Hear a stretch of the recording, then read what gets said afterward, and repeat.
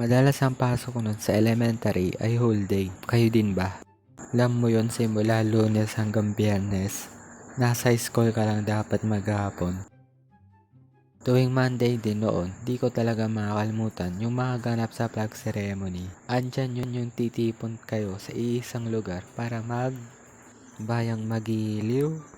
Sa flag ceremony din, hindi dyan mawawala yung sayaw-sayaw.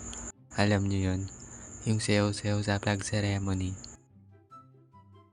Kayo din ba na napipilitan na lang sumayaw kasi may nakabantay na teacher? Ka muna dyan, ma'am.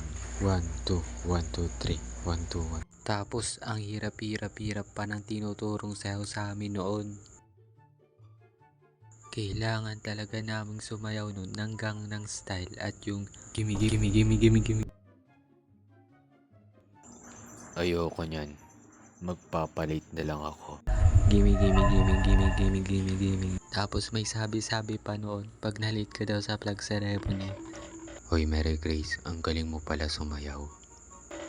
Sasayaw pa daw mag-isa. Ang init-init pa nun pag nagpa-flag ceremony kami. Kaya pagdating namin sa room namin, di pa nagsisimula yung klase. Pause na agad kami.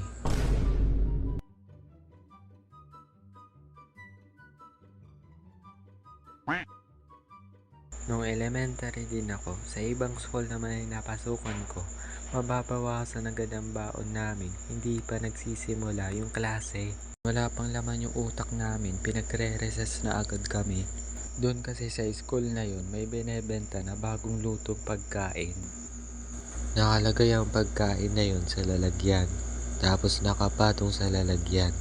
Nagkakalaga ang isa nito na mahigit 5 piso. Tada! Meron din ba kayo nito? Ang tawag namin dito ay mainit. Iba-iba pa nga yung mga laman nito, Monday to Friday. Merong champurado, sopas, lugaw, lugaw na may luya. Pagkatapos lutuin yung lugaw, dadalhin yun ng mga bida-bida sa room namin para ibenta sa amin. Merong pilit na pilit magtinda kahit ayaw naman namin.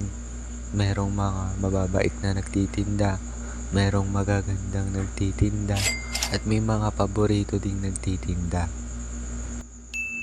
Pag ayaw naman namin kainin kasi lagi na lang lugaw, ang ginagawa ng iba kong kaklase, nilalagay nila sa bintana kahit nabili na nila. Kailangan nyo bumili. Bumili na kasi kayo. Ay, kawawa naman kayo. Sa amin ubos na, sa inyo hindi pa. Andun lang talaga sa bintana yung mga lugaw hanggang sa mag-uwian kami.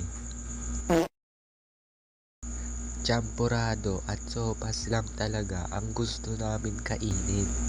Ubus kasi lahat ang mainit namin pag yan yung tinitinda. Mas gusto ko pa yung champurado dito sa school kaysa yung sa bahay namin.